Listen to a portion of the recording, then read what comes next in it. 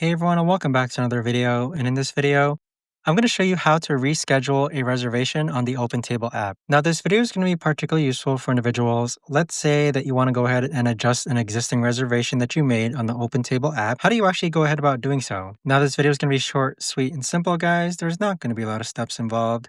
So first, let's hop onto the app. Next, click on reservations on the bottom right-hand corner. So here we have a reservation for November 11th. Let's say that we want to change the time.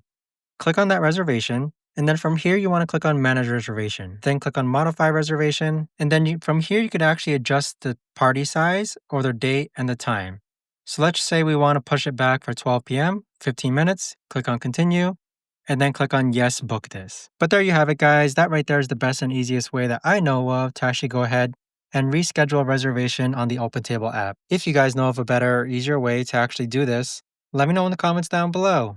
I would love to know. Thanks so much for watching, everyone, and I'll see you guys all in the next